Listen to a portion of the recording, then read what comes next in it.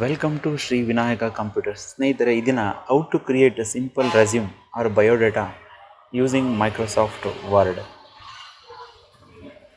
Okay ಸ್ನೇಹಿತರೆ, ಬನ್ನಿ ಯಾವ ರೀತಿ ರೆಸ್ಯೂಮ್ನ ಕ್ರಿಯೇಟ್ ಮಾಡೋದು MS ಆಫೀಸ್ ಮೈಕ್ರೋಸಾಫ್ಟ್ ವರ್ಡಲ್ಲಿ ಅನ್ನೋದ್ರ ಬಗ್ಗೆ ನಾನು ವಿಡಿಯೋ ಮುಖಾಂತರ ನಿಮಗೆ ಹೇಳೋದಕ್ಕೆ ಈ ದಿನ ಈ ವಿಡಿಯೋನ ಶೇರ್ ಮಾಡ್ತಾ ಇದ್ದೀನಿ. ಮೊದಲಿಗೆ ನೀವು MS ಆಫೀಸ್ ಮೈಕ್ರೋಸಾಫ್ಟ್ ವರ್ಡನ್ನು ಓಪನ್ ಮಾಡ್ಕೋಬೇಕು.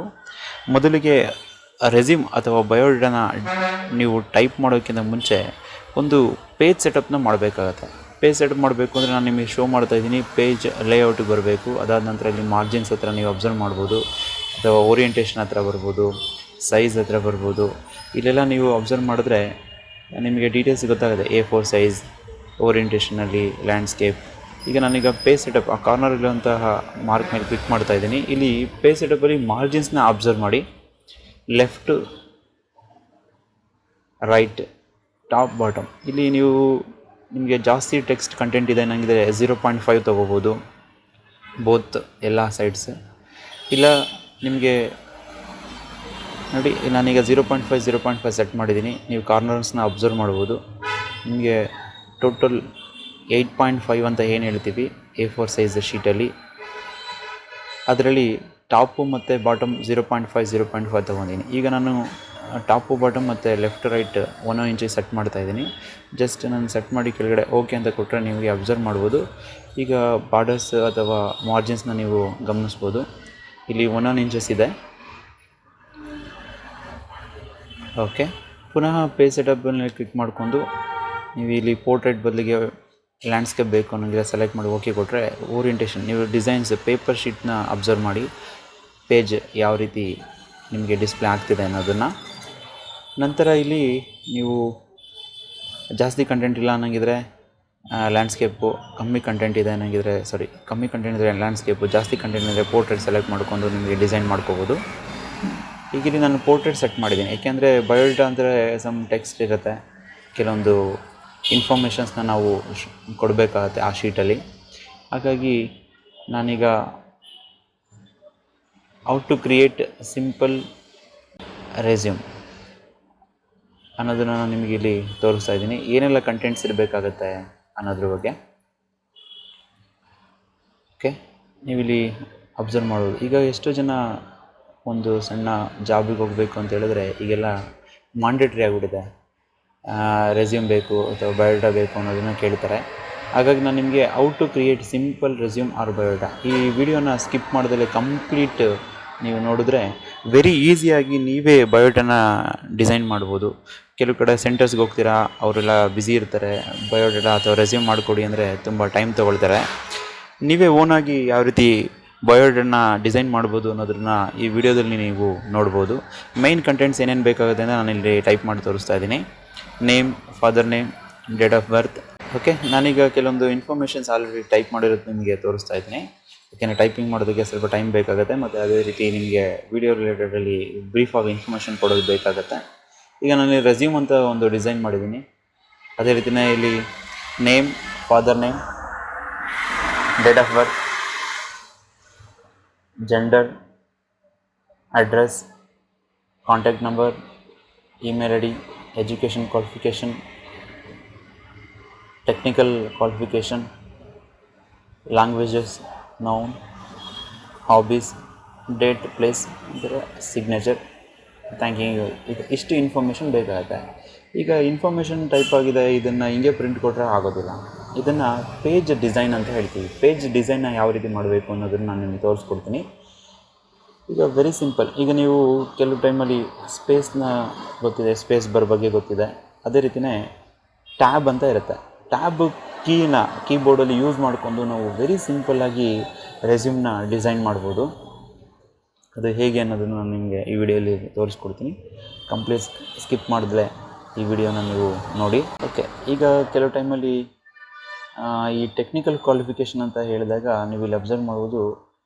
ಕಂಪ್ಯೂಟರ್ ಓರಿಯೆಂಟೆಡ್ ಕೋರ್ಸಸ್ ಯಾವುದಾದ್ರು ಬೇಸಿಕ್ ಅಥವಾ MS ಆಫೀಸ್ ನೀವೇನಾದ್ರು ಕಲ್ತ್ಕೊಂಡಿದ್ರೆ ಆ ಒಂದು ಡೀಟೇಲ್ಸ್ನ ಇಲ್ಲಿ ನೀವು ಕೊಡಬೇಕಾಗತ್ತೆ. MS ಆಫೀಸ್ 2010, 13, 16, 19, 21, 24 ಈಗೆಲ್ಲ 24 ಬಂದಿದೆ.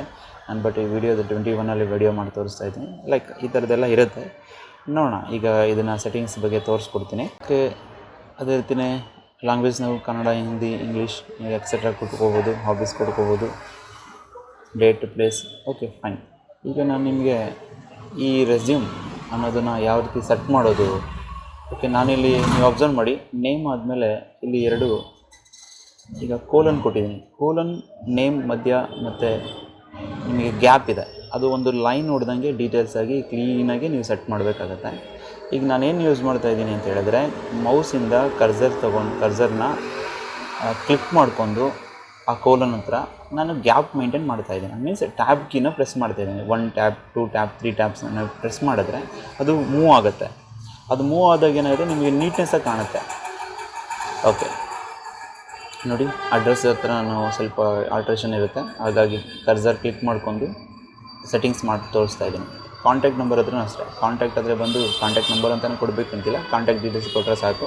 ಕಾಂಟ್ಯಾಕ್ಟ್ ಅಂತ ಕೊಟ್ಟು ಅಲ್ಲಿ ನೀವು ಆ ಕೋಲನ್ ಹತ್ರ ಬಿಫೋರ್ ಕೋಲನ್ ಹತ್ರ ಕ್ಲಿಕ್ ಮಾಡಿಕೊಂಡು ಟ್ಯಾಬ್ ಕೀ ಮೂವ್ ಮಾಡಿದ್ರೆ ಅಲೈನ್ಮೆಂಟ್ ಕ್ಲೀನ್ ಆಗುತ್ತೆ. ಅದಕ್ಕೆ ಒಂದಕ್ಕಿಂತ ಜಾಸ್ತಿ ಮೊಬೈಲ್ ನಂಬರ್ ಇತ್ತು ಅಂದರೆ ನೀವು ಆ ಮೊಬೈಲ್ ನಂಬರ್ ಮುಂದಕ್ಕೆ ಒಂದು ಬಾರ್ ಹಾಕಿ ಅಗೇನ್ ನಿಮ್ಮ ಅಡಿಷ್ನಲ್ ಮೊಬೈಲ್ ನಂಬರ್ ಏನಿದೆ ಅದನ್ನು ನೀವು ಎಂಟ್ರಿ ಮಾಡ್ಬೋದು. ನಾನು ಎಕ್ಸಾಂಪಲ್ ಸುಮ್ಮನೆ ತೋರಿಸ್ತಾ ಇದ್ದೀನಿ. ಓಕೆ, 5 ಡಿಜಿಟ್ಸ್ ಆದಮೇಲೆ ಒಂದು ಗ್ಯಾಪ್ ಕೊಟ್ಟರೆ ಆವಾಗ ಫೋನ್ ನಂಬರ್ನ ಐಡೆಂಟಿಫೈ ಮಾಡೋದಕ್ಕೆ ಈಸಿ ಆಗುತ್ತೆ. ಓಕೆ, ನಾನೀಗೇನು ಮಾಡ್ತೀನಿ, 5 ಡಿಜಿಟ್ಸ್ ಆದಮೇಲೆ ಒಂದು ಗ್ಯಾಪ್ ಕೊಡ್ತಾ ಇದ್ದೀನಿ. ರೈಟ್, ಇದೇ ಥರ ನಾನು next email I D. Email ಹತ್ರ ಬಂದರೆ ನಾನು ನಿಮಗೆ ಕೋಲನ್ ಆದಮೇಲೆ ಒಂದು ಸ್ಪೇಸ್ ಟ್ಯಾಬ್ ಕೊಟ್ಕೊಂಡು ಮೈಂಟೈನ್ ಮಾಡ್ತಾಯಿದ್ದೀನಿ. ಅದೇ ರೀತಿ ಎಜುಕೇಷನ್, ನೀವೀಗ SSLC, PUC, ITI, degree, any others qualifications ಏನಾದರೆ ಪರ್ಟಿಕ್ಯುಲರಾಗಿ ಫೈನಲಾಗಿ ಏನು ಮಾಡ್ಕೊಂಡಿರ್ತೀರ ಅದನ್ನು ಮಾತ್ರ ಮೆನ್ಷನ್ ಮಾಡಿ. ಇನ್ನು ಬಿಫೋರ್ ಇರೋದ್ರೆಲ್ಲ ಗೊತ್ತಾಗುತ್ತೆ. ಬ್ರೀಫಾಗಿ ಕೇಳಿದ್ರೆ ನೀವು ಸರ್ಟಿಫಿಕೇಟ್, ಜೆರಾಕ್ಸ್ ಕಾಪೀಸ್ನೆಲ್ಲ ನೀವು ಸಬ್ಮಿಟ್ ಮಾಡ್ಬೋದು. ಟೆಕ್ನಿಕಲ್ ಕ್ವಾಲಿಫಿಕೇಷನಲ್ಲಿ ನಾನು ನಿಮಗೆ ಮುಂಚೆ ಹೇಳ್ದಂಗೆ ಕಂಪ್ಯೂಟರ್ ಓರಿಯೆಂಟೆಡ್ ಕೋರ್ಸಸ್ ಏನಾಗಿದ್ರೆ ನೀವು ಇಲ್ಲಿ ಮೆನ್ಷನ್ ಮಾಡ್ಬೋದು. ಲ್ಯಾಂಗ್ವೇಜಸ್ ನಂತರ ಇಲ್ಲಿ ಕನ್ನಡ, ಇಂಗ್ಲೀಷ್ ಆ್ಯಂಡ್ ಹಿಂದಿ ಆ ಥರ ರಿಲೇಟೆಡ್ ನೀವು ಡೀಟೇಲ್ಸ್ನ ಮೆನ್ಷನ್ ಮಾಡಿ. ಹಾಬೀಸ್ ಹತ್ರನೂ ಅಷ್ಟೇ, ನಿಮಗೆ ಯಾವುದ್ರಲ್ಲಿ ಆಸಕ್ತಿ ಇದೆ ಅಥವಾ ಎವ್ರಿಡೇ ಏನು ಅಭ್ಯಾಸಗಳು ನೀವು ಮಾಡ್ಕೊಂಡಿದ್ದೀರಾ, ನಿಮಗೆ ಸ್ಪೋರ್ಟ್ಸ್ ರಿಲೇಟೆಡ್ ಆಗ್ಬೋದು, ರೀಡಿಂಗ್ ಬುಕ್ಸ್ ಇರ್ಬೋದು, ನ್ಯೂಸ್ ಪೇಪರ್ಸ್, ಸಿಂಗಿಂಗ್, ಡ್ಯಾನ್ಸಿಂಗ್, ಈ ಥರ ಏನೆಲ್ಲ ಇದೆ ನೀವು ಇದನ್ನು ಮೆನ್ಷನ್ ಮಾಡ್ಬೋದು.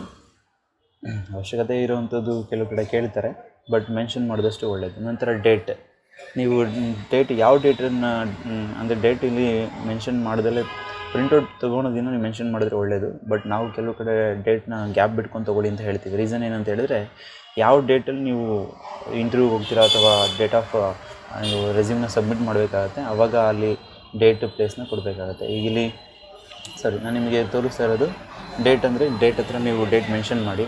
ಸಪೋಸ್ ಈಗ ನಾನು ಇಂಥ ಡೇಟಲ್ಲಿ ರೆಸ್ಯೂಮ್ ಕೊಡಬೇಕು ಅಂದರೆ ಆ ಡೇಟ್ನ ನೀವು ಇಲ್ಲಿ ಮೆನ್ಷನ್ ಮಾಡ್ಕೋಬೋದು. ನಂತರ ಪ್ಲೇಸ್ ನೀವೀಗ ಯಾವ ಪ್ಲೇಸ್ ವಿಸಿಟ್ ಮಾಡ್ತೀರಾ, ಸಪೋಸ್ ಈಗ ಇಂಟರ್ವ್ಯೂಗೆ ಬೆಂಗಳೂರಿಗೆ ಹೋಗಿರ್ತೀರಾ, ಮೈಸೂರಿಗೆ ಹೋಗಿರ್ತೀರಾ, ಅಥವಾ ನಿಮ್ಮ ಯಾವುದೋ ಡಿಸ್ಟ್ರಿಕ್ಟ್ ಹೋಗಿರ್ತೀರಾ, ಆ ಡಿಸ್ಟ್ರಿಕ್ಟ್ ಅಥವಾ ತಾಲೂಕು ಡೀಟೇಲ್ಸ್ನ ನೀವು ಇಲ್ಲಿ ಪ್ಲೇಸ್ನ ಮೆನ್ಷನ್ ಮಾಡಿ. ನಂತರ ಇಲ್ಲಿ ಥ್ಯಾಂಕಿಂಗ್ ಯು ಇದೆ, ಇದು ಅಲೈನ್ಮೆಂಟ್ ಮಾಡಬೇಕು. ಸಪೋಸ್ ಈಗ ಡೇಟು ಪ್ಲೇಸ್ನ ಅಲೈನ್ಮೆಂಟ್ ಮಾಡಬೇಕು, ಲೆಫ್ಟ್ ರೈಟು ಅಥವಾ ಮೇಲೆ ಟಾಪ್ ಅಪ್ ಆ್ಯಂಡ್ ಡೌನ್ ಇರುತ್ತೆ.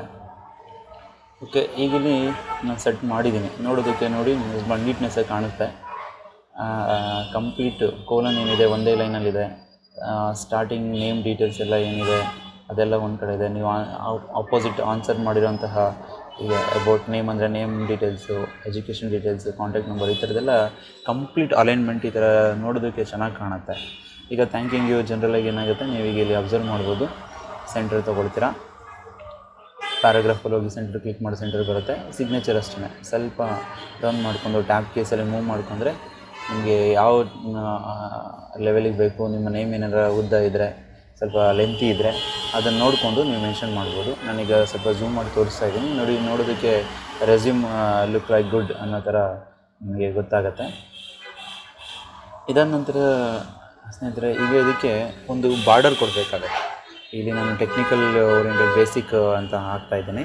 ಜನರಲಾಗಿ ಬೇಸಿಕ್ ನಾಲೆಜ್ ಇದ್ದರೆ ಕಂಪ್ಯೂಟ್ರಲ್ಲಿ ನಿಮಗೆ ಯಾವುದಾದ್ರು ಒಂದು ಜಾಬಿಗೆ ಹೋದರೆ ಕಂಪ್ಯೂಟರ್ ರಿಲೇಟೆಡ್ ಏನೇನು ನಾಲೆಜ್ ಇದೆ ಅಂತ ಕೇಳ್ತಾರೆ. ಆವಾಗ ಬೇಸಿಕ್ ರಿಲೇಟೆಡ್ ಏನಾದರೂ ನೀವು ಕೋರ್ಸ್ ಮಾಡ್ಕೊಂಡಿದ್ರೆ ಅದನ್ನು ಇಲ್ಲಿ ಮೆನ್ಷನ್ ಮಾಡ್ಬೋದು. ಓಕೆ, ಇಲ್ಲಿ ಕಂಪ್ಯೂಟರ್ ಬೇಸಿಕ್ MS ಆಫೀಸ್ ಅಂತ ನಾನು ಕೊಡ್ತಾಯಿದ್ದೀನಿ.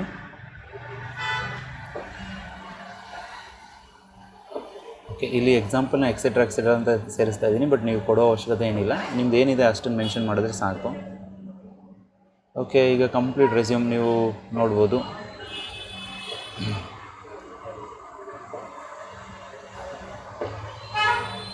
ರೈಟ್ ಸ್ನೇಹಿತರೆ, ಈಗ ಇದಕ್ಕೆ ಒಂದು ಬಾರ್ಡರ್ ಹಾಕಬೇಕು ಅಂತ ಹೇಳಿದ್ರೆ ನೀವು ಇಲ್ಲಿ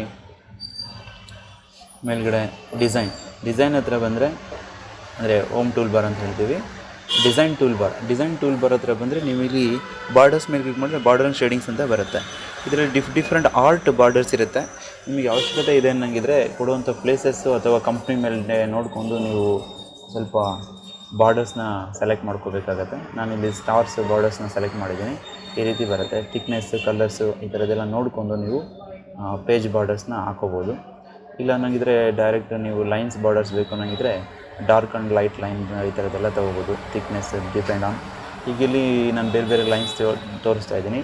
ಬಾರ್ಡರ್ಸಲ್ಲಿ ನಿಮಗೆ ಕಲರ್ ಬಾರ್ಡರ್ಸ್ ಬೇಕು ಅನ್ನಂಗಿದ್ರೆ ನೀವು ಇಲ್ಲಿ ಬಾರ್ಡರ್ ಸೆಲೆಕ್ಟ್ ಮಾಡಿಕೊಂಡು ಕಲರ್ಗೆ ಬಂದು ನಿಮಗೆ ಪರ್ಟಿಕ್ಯುಲರ್ ಯಾವುದು ಕಲರ್ ಬೇಕಾಗುತ್ತೆ, ನಾನೀಗ ಬ್ಲೂ ತೊಗೊಂಡಿದ್ದೀನಿ. ಈ ಥರ ನಿಮಗೆ ಪರ್ಟಿಕ್ಯುಲರ್ ಯಾವುದು ಕಲರ್ ಬೇಕು ಬಾರ್ಡರ್ಸ್ನ ಸೆಲೆಕ್ಟ್ ಮಾಡಿದ್ರೆ ಅದು ಅಪ್ಲೈ ಆಗುತ್ತೆ. ಬೇರೆ ಕಲರ್ಸ್ ಸಹ ಹಾಕೋಬೋದು. ಓಕೆ, ನಾನೀಗ ರೆಡ್ ಆಗಿ ತೋರಿಸ್ತಾ ಇದ್ದೀನಿ. ನೋಡಿ, ರೆಡ್ ಕಲರ್ಸ್ ಬಾರ್ಡರ್ಸ್ ನಿಮಗೆ ಶೋ ಆಗ್ತಾಯಿದೆ. ಓಕೆ, ನಾನೀಗ ಝೂಮ್ ಔಟ್ ಮಾಡಿ ತೋರಿಸ್ತೀನಿ. ನೋಡೋದಕ್ಕೆ ತುಂಬ ನೀಟಾಗಿ ರೆಸ್ಯೂಮ್ ರೆಡಿ ಇದೆ. ಇದು ತುಂಬ ಈಸಿ. ನೆಕ್ಸ್ಟ್ ವಿಡಿಯೋದಲ್ಲಿ ನಿಮಗೆ ಟೇಬಲ್ಸ್ನ ಯೂಸ್ ಮಾಡಿಕೊಂಡು ಯಾವ ರೀತಿ ರೆಸ್ಯೂಮ್ ಕ್ರಿಯೇಟ್ ಮಾಡೋದನ್ನ ಬಗ್ಗೆ ನಾನು ವಿಡಿಯೋನ ಅಪ್ಲೋಡ್ ಮಾಡ್ತೀನಿ. Thanks for watching. ಲೈಕ್ ಮಾಡಿ, ಶೇರ್ ಮಾಡಿ, ಸಬ್ಸ್ಕ್ರೈಬ್ ಆಗಿ.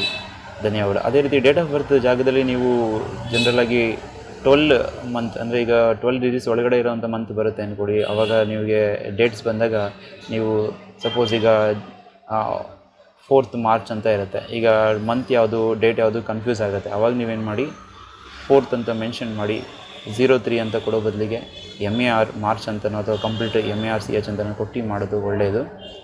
ಥ್ಯಾಂಕ್ಸ್ ಫಾರ್ ವಾಚಿಂಗ್ ಸ್ನೇಹಿತರೆ. ಲೈಕ್ ಮಾಡಿ, ಶೇರ್ ಮಾಡಿ. ನೆಕ್ಸ್ಟ್ ವಿಡಿಯೋದಲ್ಲಿ ನಿಮಗೆ ಟೇಬಲ್ ಯೂಸ್ ಮಾಡಿಕೊಂಡು ಯಾವ ರೀತಿ ರೆಸ್ಯೂಮ್ ಮಾಡೋದ್ರ ಬಗ್ಗೆ ಹೇಳ್ತೀನಿ.